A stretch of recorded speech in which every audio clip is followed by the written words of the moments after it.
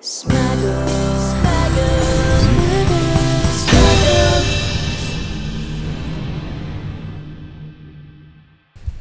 Ngayon ay Agosto 25, taon 2024 at para sa Rated X numero 52.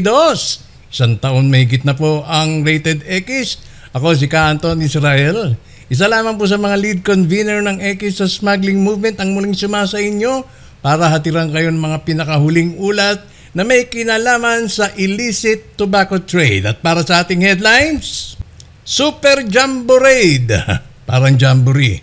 5.5 billion fake at smuggled items sinalakay ng BOC. Kabilang po dyan ang mahigit 500 milyong smuggled cigarettes. Lumang tugtugin na ang mga vape pa event para kay Commissioner Lumagi. Hindi umubra, naudlot. Kay organizers may pananagutan. At ano to? Sa babala ng inyong lingkod kay Tonyo, ang tindahan ni Mandigma kinandado ng BOC. Nasa 12.6 million na smuggled vapes kumpiskado sa San Pedro.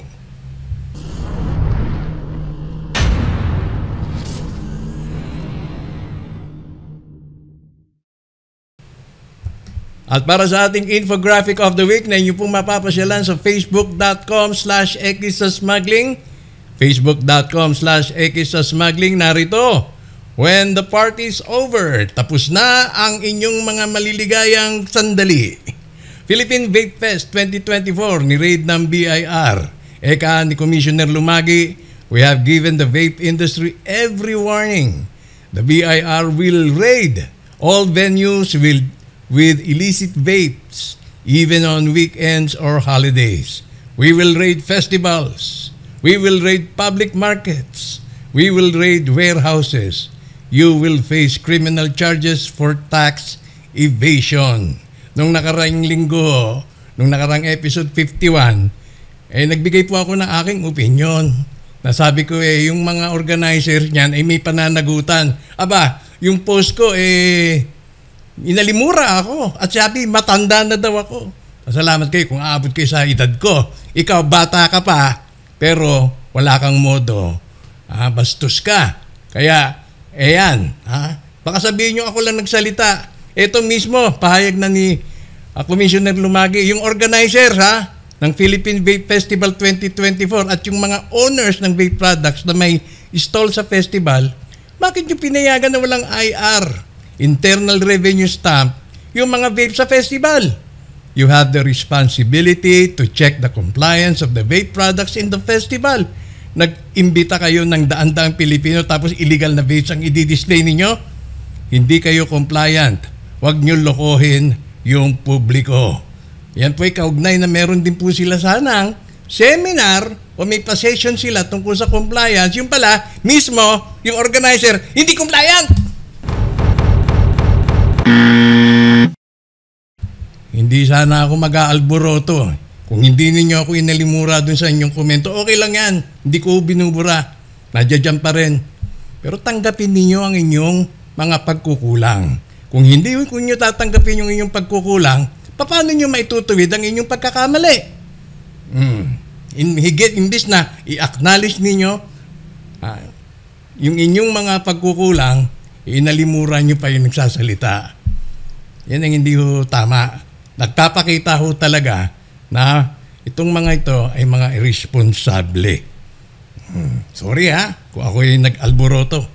Dahil hindi ho maganda yung asal na ganyan. Dahil uulit-ulitin ninyo na yung magic na yan na nakalipas na, nakaraan na, laos na.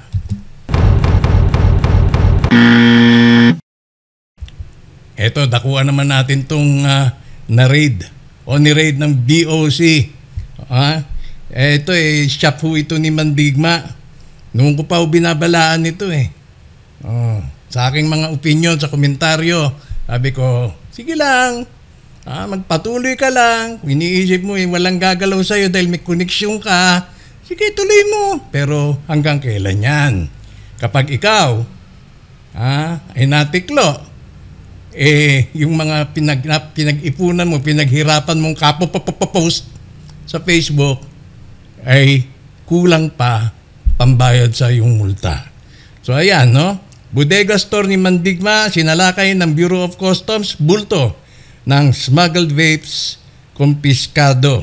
At kalalabas lang nito sa Philippine Daily Tribune. Sa Daily Tribune, 19 million smuggled vapes seized in Manila, Laguna warehouses.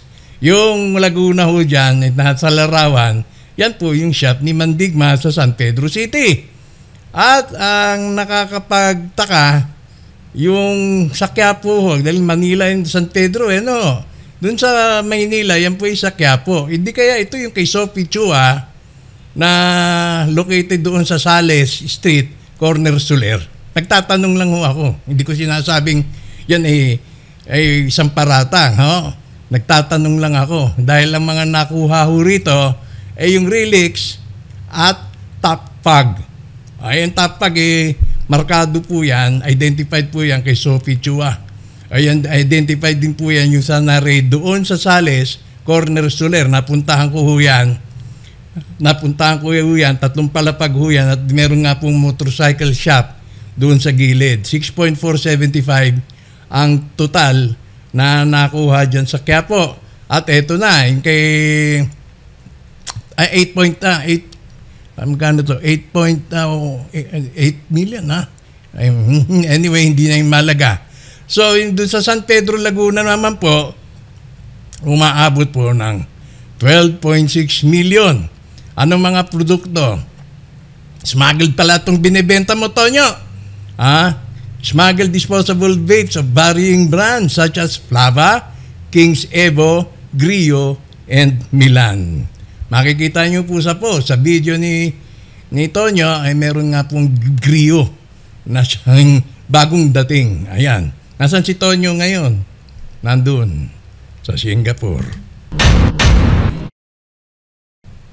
At ito pa ang masaya. Meron po tayong natanggap na sumbong. Isang vape shop po dyan sa Paranaque ang sumusunod sa yapak ni Mandigma. Ikaw, na nagtitinda ng produktong yan, na sa duda ko smuggled din, nasa radar ka na ng BIR at Bureau of Customs. Binabalaan kita.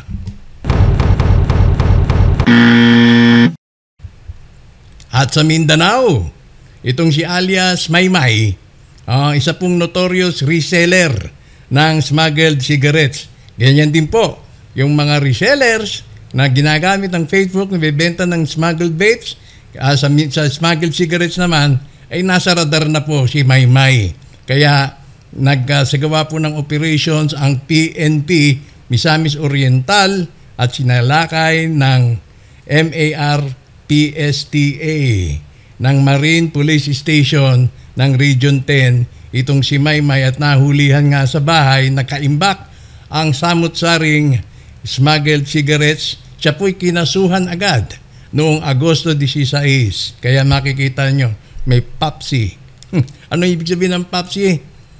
Persons under police custody. Yan ang inabot ni Maymay. Sunod, itong white minivan.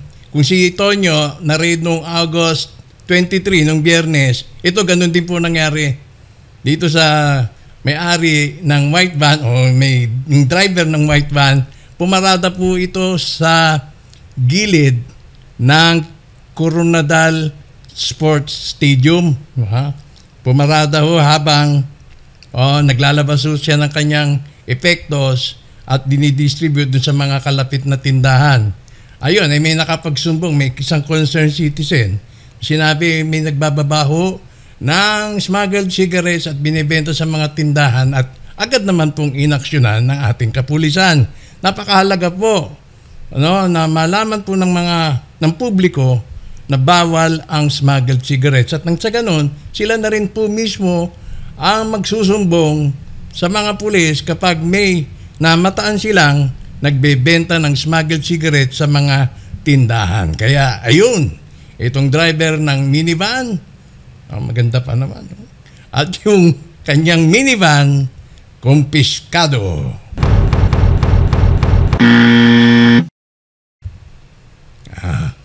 Kumpiskado tuloy. Naghangad ng kagitna. Anong inabot? Isang salop ang nawala. At ganun din po sa isang truck driver na nagsa-sideline. Itong truck driver na ito po ay biyahero. Nagkakarga ho sila ng produkto galing dyan sa Mindanao at binabiyahe nila papunta ng Luzon. Kesyo wala namang biyahe. Kesyo mahina ang kitaan. Hiniram yung truck at kinargahan ng smuggled cigarettes at para ito ipamahagi. Sabi niya sideline nagpapalaki o nagpapaaral ako ng mga anak. Mahina ang kita Hindi ko naman alam na bawal Sabi naman ng hepe ng pulisya, ignorance escapes no one. Kaya dapat yan ay magsilbing leksyon doon po sa mga biyahero ng smuggled cigarettes. 25 master cases naman ang nasabat sa isang checkpoint ng African Swine Flu Fever, ASF, African Swine Flu checkpoint sa Jensan noong Agosto 23. Yung petsang na-raid si Tonyo, yung petsang namataan yung minivan driver na naglalako sa mga sari-sari store dyan sa Coronadal. Ano kayang meron dyan sa noong Agosto 23? Dahil Agosto 23, ito ay pangapat na.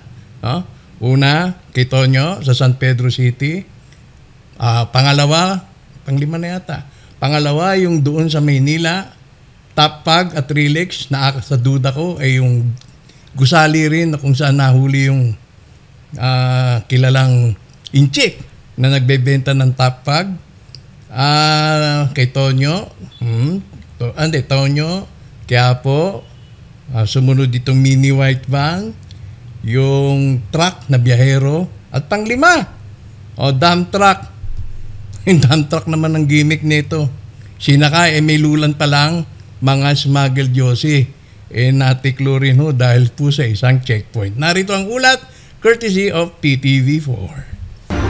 Sikop sa kapulisan ang duha ka mga individual human kini nasakpang dunay dalang smuggled nga sigarilyo sa gimuntar nga checkpoint sa Ulas, Barangay Talomo, Davao City karong adlaw, Agosto 23. Sa agila mga dinakpan nga si alias Judy, 27 anyos, lalaki nga maoy driver sa truck ug residente sa Purok 8, Nazareth, Zamboanga, Sibugay. Ug si alias Abdul, 29 anyos, nga sakay sa truck nga residente sa Tulay Zone 3, Holus, Sulu.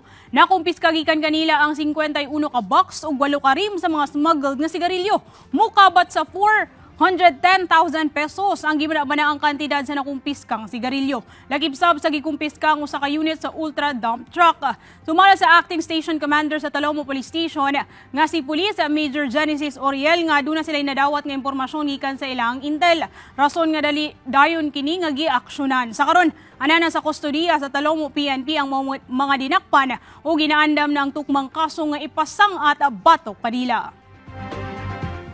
Natay mga information na niabot na daw magpasok na smuggled cigarette from General Santos ang atong information.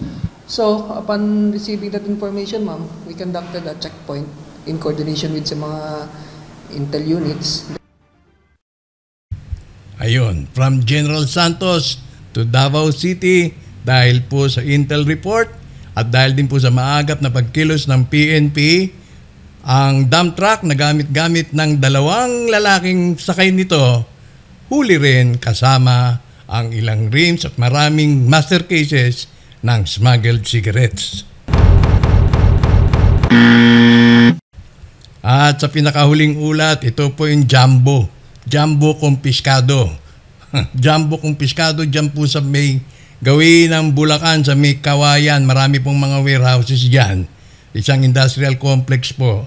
Nung ito po ay inspeksyonin at salakayan ng BOC, Bureau of Customs, tumambad po sa kanila ang may halagang 5.5 billion pesos na smuggled goods. Samot-sari, may mga gadgets, may mga gamit sa bahay, etc. etc. At syempre, 500 million worth of smuggled cigarettes. Ito sa makikita sa larawan, ang RGD. Yung RGD po ay foreign brand, pero yung iba, nung mga nakaraang kaso at mga nakaraang paghuhuli, yung RGD po ay nanggaling po sa Subic Bay Freeport. Hindi lang po natin matiyak kung ito ay galing po doon sa mga manufacture doon sa mga free zones, tulad ng sa Subic, at pinapuslit, pinapasok po sa local market. Gayunpaman, yan po ay bawal dahil wala pong excise tax at hindi rin po naka-timbre.